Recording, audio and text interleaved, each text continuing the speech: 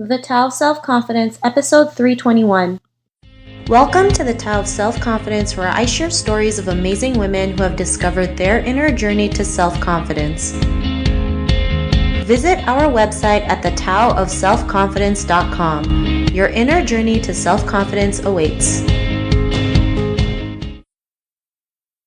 Well, hello friend. Welcome to the Tao of Self-Confidence, where I share stories of amazing women who have discovered their inner journey to self-confidence. I'm your host today, Sheena Yap Chan, and today I have a phenomenal lady on the show today. She is a TV host, and I'm just really excited to have her on and share her story with us. So without further ado, I'm going to introduce you to Pinda Rika Dorji. Pinda, how are you today? Maybe you can fill in a little bit more about yourself to our listeners. Hi, Sheena. I'm well. How are you? Doing well, thanks. So I'm an eSports TV host here in Malaysia for eGGNetwork. The channel is called eGGNetwork. It's one of the first 24/7 esports channel here in Asia. I do TV stuffs. I host esports events, and I make funny videos. I have a YouTube channel. And I do all that stuff for my channel. That is. What else? I have a page where I upload stupid videos on games, online games, and people seem to like that, and that I enjoy the most. Apart from that, it's regular TV hosting every week. I'm doing shows I have one of my shows called 360. It's where I discuss new games, new available online games that are coming into the market every day. And that's about it, I guess. Awesome. Well, thanks for sharing that. And Pindo, what's your cultural background? I'm a Bhutanese. I'm from Bhutan. It's a small country in the Himalayas, sandwiched between India and China and Nepal and Bangladesh. I'm a Buddhist by religion, and I grew up in Bhutan, and I came to Malaysia to study, and that's how everything unfolded from that point on. So, yeah. Awesome. Well, thanks for sharing that. And I didn't even know where Bhutan was, so thanks for sharing that that info. And what would be your favorite self-confidence quote? My favorite self-confidence quote would be, "You never know until you try." Thanks for sharing that. And, that's so true. A lot of people are afraid to try because they fear, failure. Yes. They feel like they're going to get laughed at. But, exactly. I'd rather be laughed at and be, fail than to never try at all, because you'll be going back thinking, well, what if I did succeed, or what if this happened, or what if that happened, right? You really will never know until you try. So it's a great quote that you mentioned. It's a great reminder that, nothing will ever happen unless we take action. So thanks for sharing that. And in your own words, how would you define self-confidence? Self-confidence for me would be not having to think twice or thrice about doing something that you feel you want to do, but you're afraid of being laughed at, like you mentioned. And for me, it's always been about how not to think about the future too much, and how it means about living in the present, just doing it and not rather overthinking about it, and not, like you said, you never know until you try. So it's always been about having a role model and looking up to him or her, and taking that as an example, and getting myself out there into the world, and just doing what I love, taking that risk, taking that opportunity without having to stutter, or without having to think about what ifs, and all that. So it's always been about putting myself out there, without having to have restrictions, without having to be perfect, and just believing in yourself, I guess. Thanks for sharing those great definitions, and it's so true, especially, putting yourself out there. I know it's scary.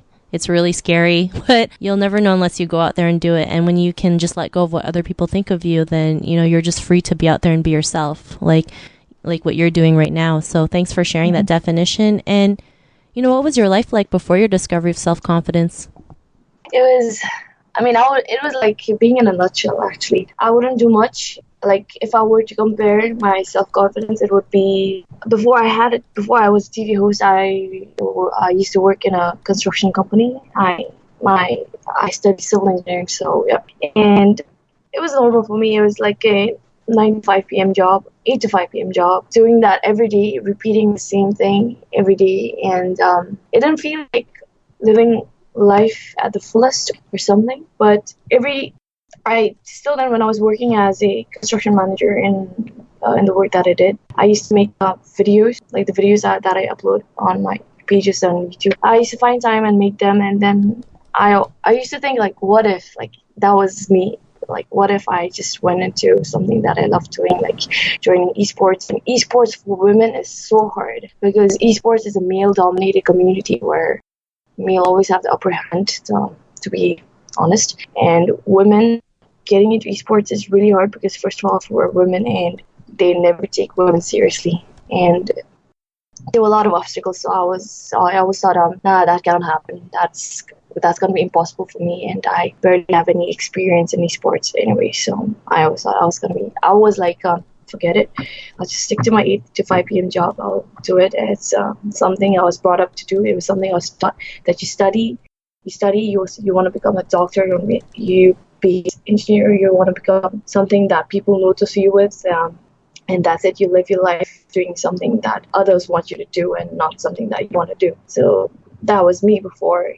And I don't know, one day it just hit me like a meteor or something. Like I just woke up and I was like, what am I doing in my life? I was 21 back then, so I was like 21, and I thought, what, I'm 21 and it's still early. It's still possible for me to make changes. It's still a good time to do something that I really wanted to do. And it was at that point I realized that I should do something that I wanted to do and not something that people wanted me to see as, or what they thought of me as. At that point, there was an audition for the TV host job, and that was recommended to me by my friend too, and I hadn't known about it. And it was like, okay, this is my window. This is my window to just jump out, do whatever I want. And I just went ahead, did the audition. I wasn't expecting to be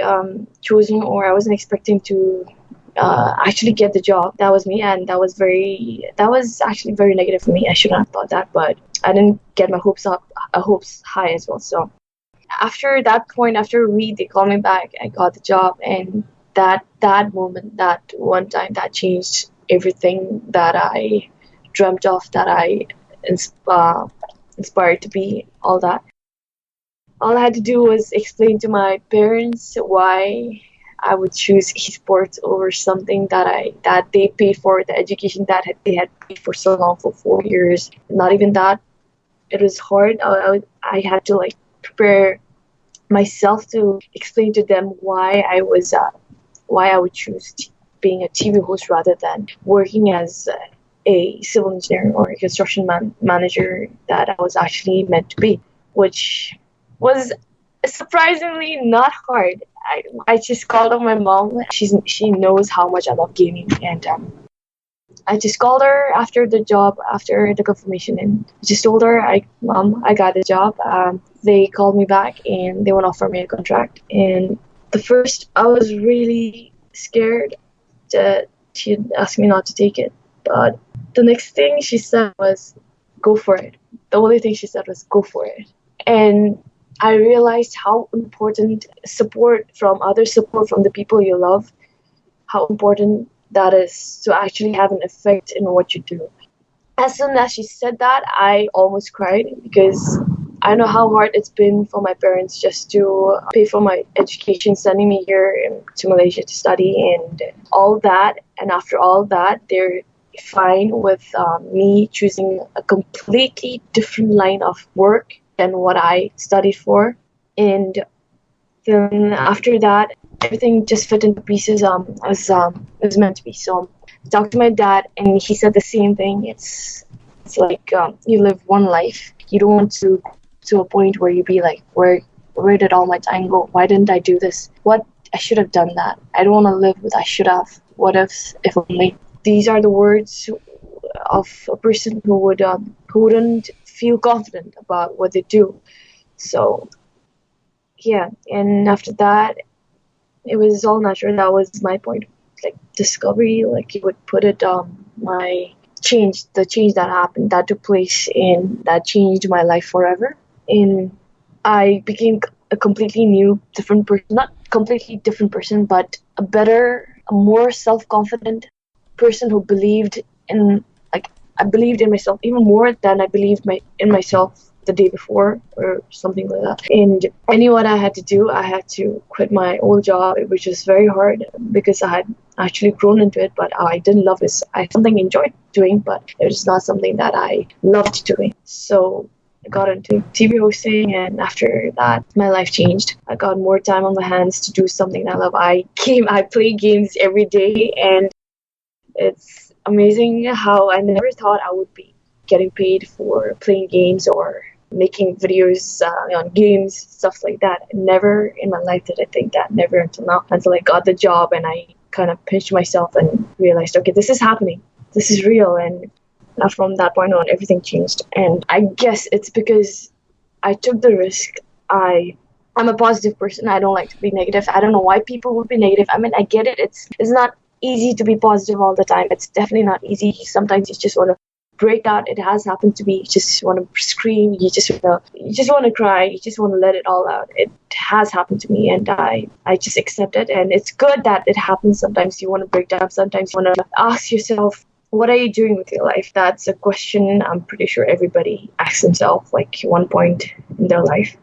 And I did have several moments like that, and I wasn't afraid to just let it out. I mean, women, they think too less of themselves. They do not believe in themselves because they think, as a whole, it's a men-dominated community, but it's how we think, it's how we let it be. I mean, how we let it think to ourselves. It's always been an issue, not just before, even now, even in the 21st century, where we have technologies that can take us way ahead. Even then, women are not suffering, but having issues, having problems to believe in themselves that they can actually make a change, that they can actually be as good as men, or even more so than men. So, like I mentioned, yeah, being positive all the time is not. It's not an easy job. It's really hard. But the thing is, you have to have a positive mental attitude. Even if you lose something, or even if you're negative about something, you just got to stop at one point and you have to think, what good does it actually do to you? How does it affect you?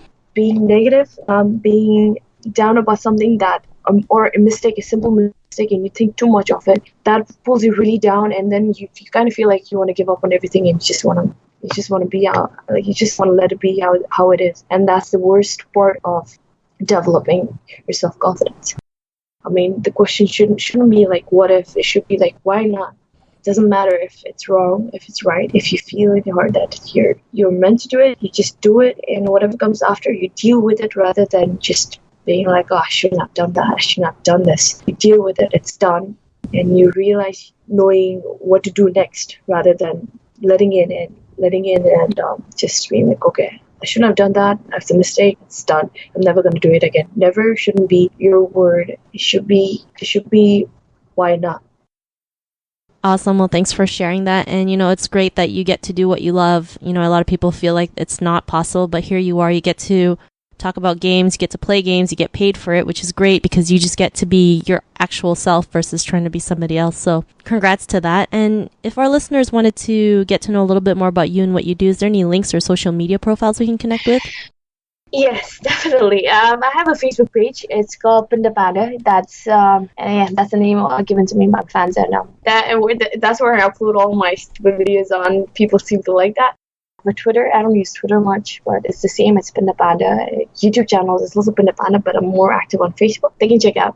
Awesome. Well, thanks for sharing that. And to our listeners, if you want to connect with Pinda, you can also head on over to thetaoofselfconfidence.com and search for Pinda's name. Her show notes will pop up along with everything else we talked about. And I just want to thank Pinda for taking the time to share her story with us. So thank you so much. Yeah, it was my pleasure. Not a problem. It was an honor having you on. And to our listeners, be on the lookout for another new episode of another amazing woman's journey to self-confidence, and we'll talk to you soon. Bye for now. Thank you for tuning in to another amazing episode of the Tao of Self-Confidence. Get your free self-talk tape for building self-confidence by visiting our website at thetaoofselfconfidence.com. Your inner journey to self-confidence awaits.